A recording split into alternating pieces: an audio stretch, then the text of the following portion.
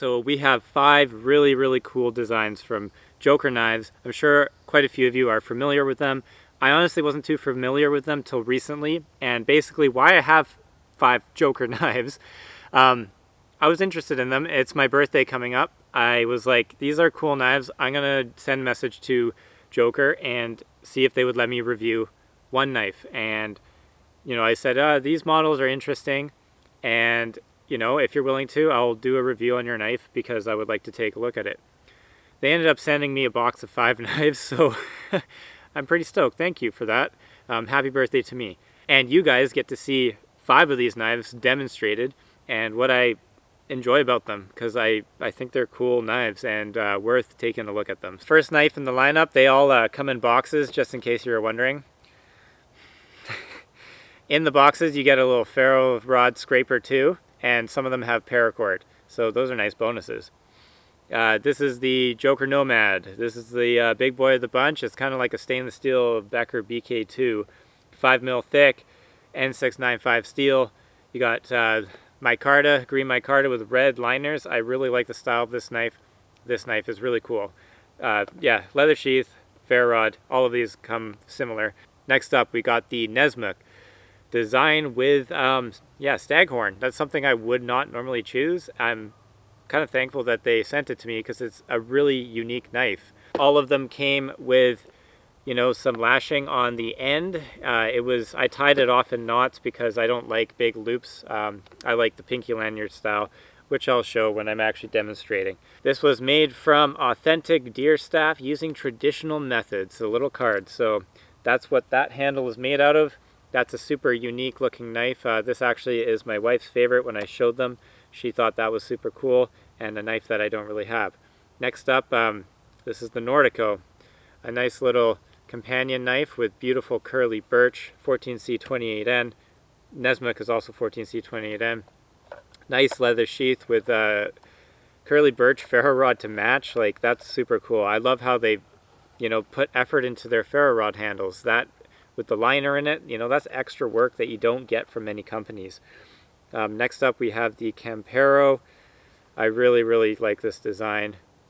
This looks like a really nice belt knife for camping and everything, basically. It's got a nice linen micarta handle, 14C28N as well. You can get these in O2, I believe, as well. And last but not least, we have the Ember with walnut handles and black liners, which is also another very nice belt knife, companion knife. They have Scandi grinds, so I got 2 Scandi grinds. I got 1 flat, 1 saber, and 1 convex. The Nomad being the convex, Nessmuk being the saber, Nordico and the Ember being the Scandis, and the Campero being the flat. So we get to try 3 different grinds on these Joker knives. We get unique handles throughout the bunch. Let's see what these knives can actually do.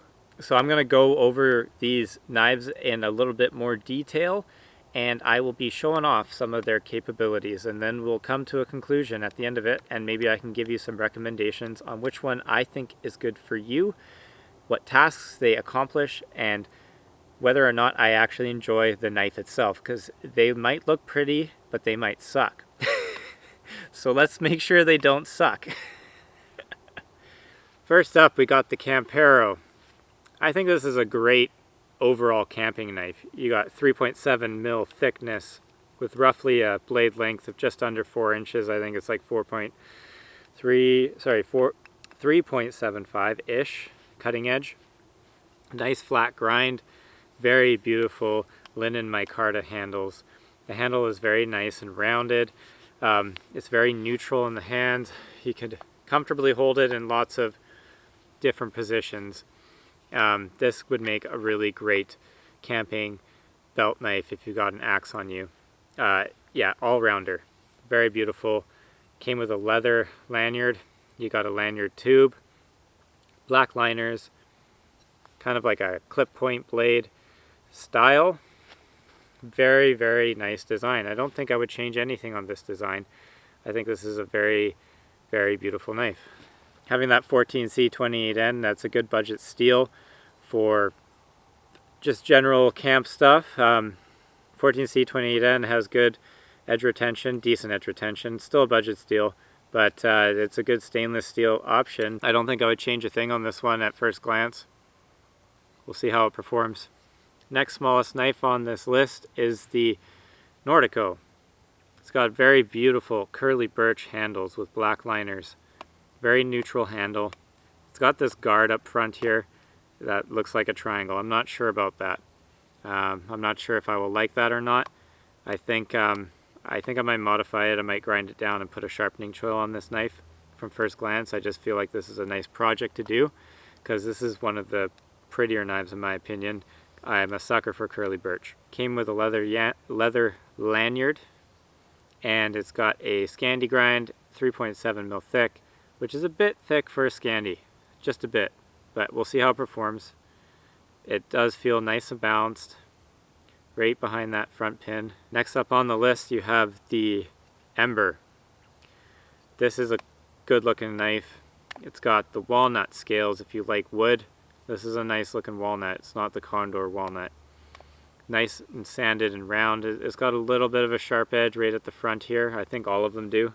You just need to knock that down with a file or some sandpaper. It's not a big deal. This design is very similar to the Nordico. It's got an exposed pommel though. That's sharp.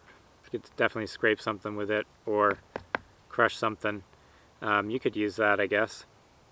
The handle feels a little bit bigger than the Nordico. I already noticed a few differences. The beak down here of the Ember is bigger than the Nordico, so it will bite into you a little bit more in chest lever grip when you're holding this knife here, the Ember. I can feel it more when you're chest levering, but if you choke up on it and then chest lever, you won't feel it. It's got a bit more of a swell up top here where the Nordico is flat, and it has a little bit less of this guard that they put here, this triangle piece, which I probably will modify both of these knives, I feel like, and put some sharpening choils on them. Some people might like that guard. I don't know how I feel about it yet, but the knives themselves feel really, really great, really comfortable in the hand. The Ember handle is slightly more robust, a little bit more contoured, just a bit bigger. Not noticeable, but if you have bigger hands, the Ember might be the one for you out of the Ember and the Nordico. To me, the most unique looking knife out of all of them is this Nessmuk. This is a 14C28N. This has a bit bigger blade than the other ones. The cutting edge is just a bit longer. I think it's a bit over 4 inches. It's got a saber grind with a flat V edge. I'll probably convex these flat V edges that they put on the flat grinds. Just I like it when you convex that edge a bit. Performs a little better. It's got that antler handle, which is super unique and cool, and it's well done. Like, that's comfortable. It's a comfortable grip and chest lever, this knife, and I could see it being comfortable in meat processing, but it's not a full flat, so it doesn't have that like razor edge, I guess, for meat processing. This feels like a bit more of a general utility camp knife than a skinner. You could definitely do some light chopping with this one. It's got a little bit more weight up here at the front.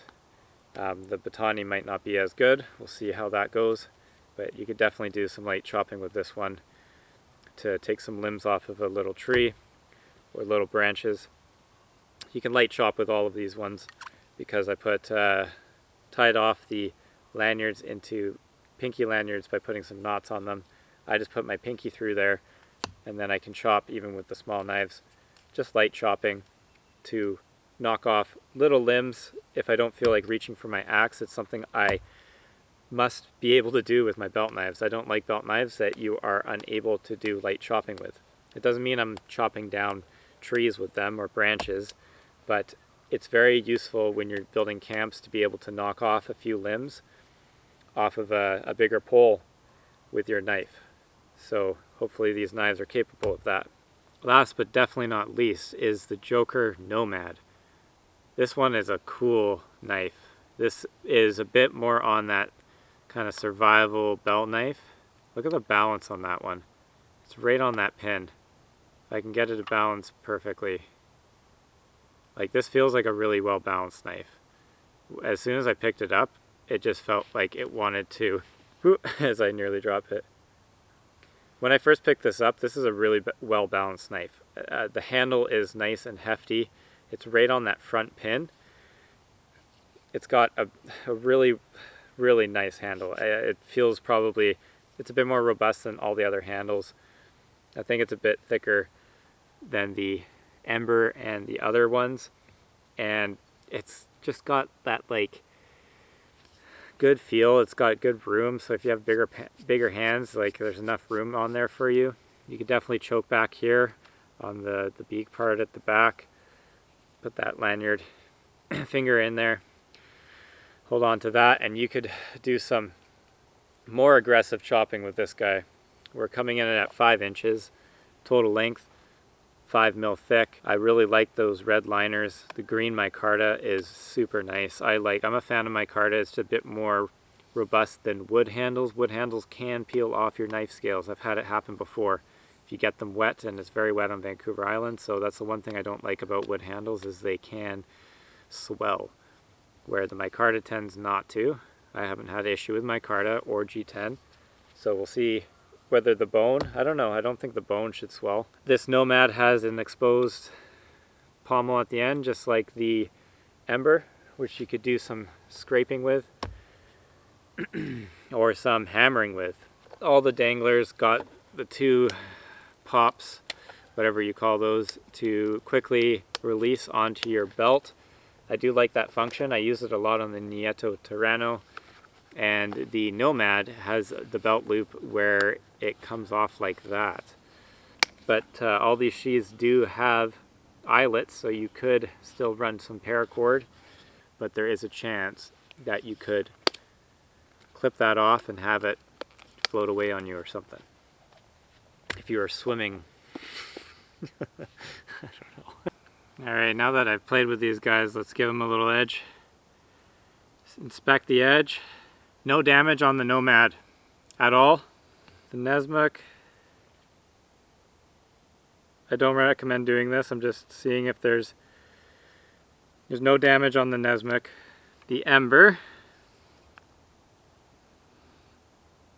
no damage. Campero, just a slight nick. That could get stropped out though. That's not even considered damage. No, there's nothing wrong with the edge at all. Just a slight mosquito. That gets dropped out. Tiny little reflection there, so small. And the Nordico. No. They're all still very nice and sharp. So they held their edges. Yeah, they don't even need sharpening yet. So no edge damage really to be said besides a little stropping, and they've all retained their sharpness through that test. I think if you're looking for a really unique knife, this Nessmuk, I've never had a knife with a antler handle like that. This is the second best chopper. It's pretty decent at feather sticks, and it batoned pretty well too, even though it had this edge up here. Obviously the best chopper and batoner was by far the Nomad, and this was no slouch in the feather stick department either. I could feel the grind on this is done very well. The convex edge is done very well. It's a little bit more slender than the Scandi grinds on the Ember and the Nordico. The Campero did really well on the feather stick, and it was the worst at batoning just because it's the flat grind. It doesn't pop the wood open like the Scandis did, and the Nessmuk has a little bit more blade, so this one was the worst at batoning and chopping, but it's got the sliciest edge for sure. As far as like the angle when you're doing your feather sticks, this required the least amount of angle to catch the edge, which means that this has a thinner edge basically. I found that had the the thinnest degree. Good little carving knives, the Scandies. If you're into more of, you know, an axe with a Scandi system, I don't think you could go wrong with either of these two. The Ember has a little bit bigger of a handle, so if you have bigger hands, the Ember is for you.